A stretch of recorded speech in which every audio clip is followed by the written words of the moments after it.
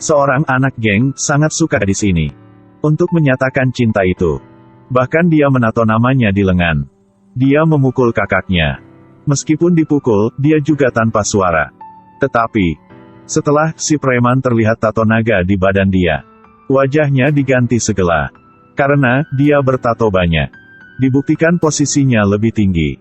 Dia bernama Oh Tae-sik. Dia sudah pernah orang tak takut apa-apapun. Apalagi setelah mabuk. Kerusakannya lebih kuat. Orang yang pernah melawan dengan dia. Tidak patah kaki maupun patah tangan. Orang-orang disebut dia ialah anjing gila. Pada salah satu kali melawan, dia tidak sengaja memukul seseorang sampai mati. Setelah itu, dia harus dipenjara selama 10 tahun. Tae-sik bertobat setiap hari di penjara. Ibu orang yang dipukul sampai mati, datang untuk mengunjunginya. Ibu orang itu menyadari dia sebenarnya adalah orang yang baik hati. Tidak hanya mengadopsinya, tetapi juga memberinya sebuah buku. Untuk dia menulis semua hal yang baik. Kata-kata dari ibu terukir di hatimu. Karena Belum pernah mengetahui rasaan keintiman di keluarga. Seteta tinggal 10 tahun di penjara. Akhirnya, Tae-sik sudah lupa semua yang terjadi pada masa yang lalu. Dia menulis beberapa yang dia akan dilakukan. Di buku kecil. Bahkan itu kecil seperti makan sebuah persik. Setelah makan, dia akan menandai garis miring di buku catatan. Sudah 10 tahun terpisah dari dunia. Semuanya di mata dia menjadi baru. Ketika mandi, melihat lemari modern di depan mata, dia sangat menarik dengan kunci elektronik. Staf datang, memarahi dengan dia.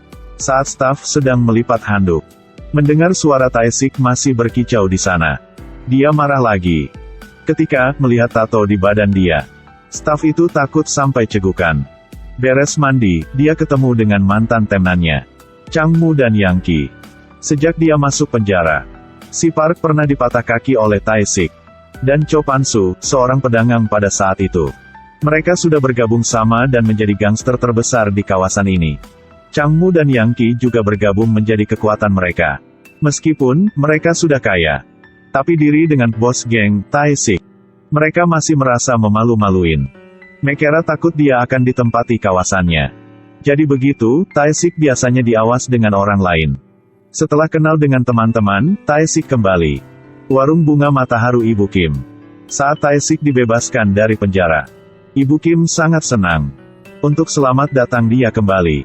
Saat makan malam, Ibu Kim terus menggulung daging yang dibakar untuk dia makan. Membuatnya hampir tersedak. Putri Ibu Kim yang duduk di samping cemberut mengejek. Karena dia kurang paham. Kenapa ibunya mendapat dia jadi anak angkatnya. Dia tidak mau mengakui saudara ini. Di mata dia hanya orang asing. Untuk menjadi seseorang biasa, Tae-sik ke rumah sakit untuk menghapus tato. Dokter berkata, jika dihapus, akan meninggalkan banyak bekas luka. Kelebihan, biayanya tidak murah. Ini adalah karya seni. Kenapa Anda mau dihapus? Tae-sik menjadi karyawan bengkel mobil. Hampir cari uang, hampir menghapus tato. Polisi diam-diam mengawasinya. Sekarang dia pada waktu pengawasan, jika bika apa yang jahat, nanti masuk ke penjara lagi. Di beberapa hari yang dekat, Cho Pan-soo mencalonkan diri sebagai kandidat. Dia berjanji nanti akan memperbaiki kawasan pasar untuk semua orang. Pedagang-pedagang di sini percaya dia. Tapi baru naik mobil. Ini mengerikan. Dia siap membangun pusat pedagangan. Karena warung bunga Matahari Ibu Kim tidak ingin pindah. Jadi konstruksi masih stagnan dan tidak bisa dilanjutkan. Dia panggil Changmu Yangki datang untuk rapat. Siapa bisa menyingkirkan Ibu Kim pindah warungnya? Nanti beri klub terbesar di kawasan ini. Untuk mengelola. Changmu tahu. Tae-sik dan Ibu Kim berhubungan dekat. Jadi diam dan tidak ide apa-apapun. Ketika Yangki dengar Cho Pan-soo berkata, matanya lep cerah. Dia dan bawahan datang ke warung bunga Matahari. Kelompok gangster mengemudi mobil sampai ke warung bunga Matahari. Masuk warung mulai memusahkan barangan di dalamnya. Tae-sik sedang makan, melihat ini, segera berdiri untuk menghentikan mereka. Saat ini, Yangki membuka tirai dan masuk. Kelihatan mantan bos berada di sini. Dia takut banget. Tae-sik melompat. Ambil kerahnya. Keluar. Ini warung ibu saya. Yangki berlari ke Changmu. Lalu dia sudah mengerti. Mengapa Changmu tidak bersaing dengannya saat itu? Dia sudah tahu Tae-sik tinggal di sana. Changmu mencurigai Tae-sik telah bergabung dengan gangster Seoul. Kalau Tae-sik mengelola kawasan itu, mereka pasti tak bisa hidup damai. Tapi Tae-sik tidak bikin seperti pirikan mereka. Dia secara bertahap terintegrasi ke dalam keluarga ini. Dia membelikan Ibu Kim sepatu yang baru. Setelah itu, dia memeluk ibu dengan hati. Sekaligus dia membelikan untuk putrinya satu MP4 berkamera. Dia juga mengajar adiknya pengetahuan matematika yang dia pelajari di penjara. Bertahap-tahan. Jarak antara dua orang menjadi mendekati. Mereka ke piknik bersama-sama. Men foto bersama. Dia juga menyanyi untuk kakaknya. Tae-sik berada di sini membuatkan mereka lebih senang. Dan sekaligus, dirinya sudah cari tujuan untuk hidupnya. Setelah itu, dia menulis semua tujuan pada buku kecil. Ujian kelulusan SMA. Menghadiri universitas yang sama dengan putri Ibu Kim. Sesuatu hari, Cho Pan-soo melewati warung bunga matahari. Melihat warungnya berada di sana, dia marah. Si Park berkata, Changmu dan Yang Ki tidak bisa menyingkirkan Ibu Kim. Karena warung ini ada Oh Tae-sik untuk menjaga. Cho Pan-soo dengar dan marah. Dia ialah raja di kawasan ini. Dia mencari Changmu dan Yang Ki. Tidak peduli kedua Anda memakai cara apa. Harus menyingkirkan rumah Ibu Kim kepindahan. Malam itu, si Park ketemu Tae-sik. Memberitahunya alur dari Cho Pan-soo. Setelah kasih menasihatinya, lebih baik dia mengantar keluarga pindah ke tempat yang lain. Jika tidak, dia dan keluarganya bermasalah. Tidak beruntung, saat dua orang ketemu, bawahan Changmu sudah dilihat. Setelah diketahui cerita ini, Changmu langsung pergi untuk ketemu Yang Ki. Dia pikir Cho Pan-soo bahwa berencana untuk memberikan klub itu si Park akan dikelola. Dua orang memutuskan kerjasama. Changmu berurusan dengan Tae-sik. Sedangkan Yang Ki menangani warung bunga matahari. Pada hari kebesokan, Tae-sik pergi kerja. Yang Ki ke warung bunga matahari untuk mengganggu. Mereka menghancurkan warungnya. Ibu Kim menjaga dan didorong jatuh oleh mereka. Polisi mengawasan dari jarak jauh dan terlihatnya. Oh tahun, saya benci ini. Nunggu sebentar lagi. Putri Ibu Kim melihat warungnya dihancur. Jadi tidak banyak kata. Segala, ambil MP4 memukul Yang Ki. Setelah dia berlari ke warung bengkel mobil untuk memanggil Tae-sik kembali rumah. Tae-sik sampai. Melihat di rumahnya hancur. Changmu kerjasama dengan polisi. Memanggil bawahan-bawahan ke bengkel mobil yang Tae-sik kerja untuk diganggu. Tambahkan sayap ke mobil saya, cepat ya. Maaf. Kami tak bisa bikin ya. Mereka ingin Tae-sik marah untuk memaksanya melawan. Dan memasuknya ke penjara satu kali lagi. Tidak terduga. Sekarang, Tae-sik ingin menjadi orang yang baik. Bahkan karena dia, tuan bengkel mobil juga terlibat. Tae-sik sudah berkata bahwa dia tak melawan akan pasti tak melawan. Dia dipukul sampai seluruh badannya berdarah. Dan di depan tuannya. Untuk menjaga. Baru saja dipukuli di siang hari. Bahkan sampai malam, dia juga tak bisa istirahat. Anak geng di sekolah menyukai putri Ibu Kim.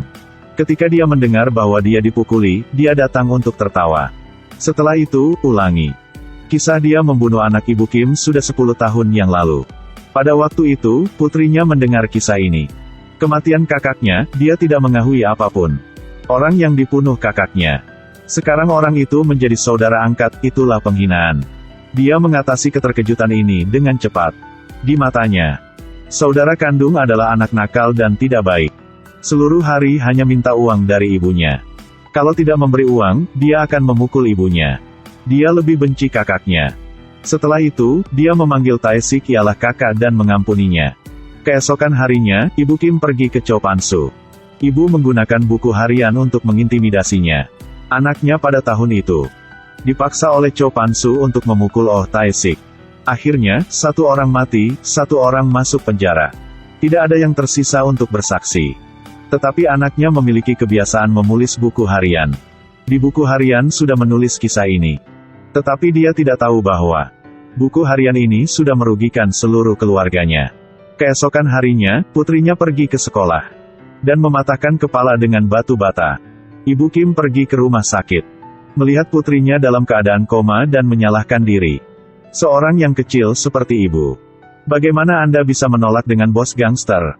Ibu memutuskan menjual warung bunga matahari. Malam, Tae-sik menurut Ibu Kim datang ke tempat Cho Pan-su untuk bicara dengannya. Cho Pan-su tertawa, ingin pergi juga bisa. Tapi harus ketinggalan satu lengannya. Untuk menjaga keluarganya. Tae-sik tanpa ragu-garu setuju dengan permintaan ini. Untunglah, si Park sudah lembut. Tendonnya tidak patah, hanya terluka aja. Buku harian di tangan Ibu Kim. Ancaman mutlak bagi Cho Pan-su. Oleh karena itu, dia memintakan Changmu pergi ke rumah dan membunuh Ibu Kim. Setelah mengambil sidik jarinya untuk ambil surat kepindahan tanah, dia membawa buku harian dan pergi. Membuat adegan yang palsu, Ibu Kim membunuh diri. Tae-sik kembali rumah, melihat ibunya sudah meninggal tidak bisa percaya di matanya. Keluarga bahagia sudah hancur. Putri Ibu Kim belum bangun. Setelah beres permakaman, warung bunga matahari juga dihancurkan. Ketika Tae-sik sedang membersihkan barang-barang, terlihat anting-anting Changmu jatuh di lantai. Dia sudah paham, Ibu Kim bukan membunuh diri. Setelah itu, dia pergi ke rumah sakit untuk mengunjungi putri Ibu Kim. Di mimpi, dia memanggil kakaknya, membuatkan hatinya hancur. Akhirnya, dia tidak bisa diam-diam lagi. Dia memasuki ke kawasan Cho Pan-su. Hari ini juga hari mereka mentransfer hak bisnis klub. Tae-sik menuangkan bensin ke pintu dan membakarnya. Setelah memblokir satu-satunya jalan keluar, dia mulai membunuh mereka. Setiap pukulannya mengenai para penyerang. Kemarahannya membuatnya bersuara seperti anjing gila. Tapi dirinya tidak bisa melawan dengan banyak orang. Menurutnya, itu benar-benar penghinaan. Meskipun, dipukulnya banyak kali. Tapi dia tak merasa sakit. Ini seperti perjuangan dari anjing gila. Kekuatan dirinya sepenuhnya dilepaskan. Dia membunuh Changmu dan Yang Qi. Cho Pan-su melihat mesin pembunuh di depannya. Keringatnya keluar seperti mandi. Akhirnya dia terpojok. Dan dibunuh oleh Oh Tae-sik. Tae-sik diri antara laut api. Akhirnya, dia sudah membalas dendam untuk keluarga yang dicintainya. Orang-orang dikatakan bahwa memutar kepala adalah pantai.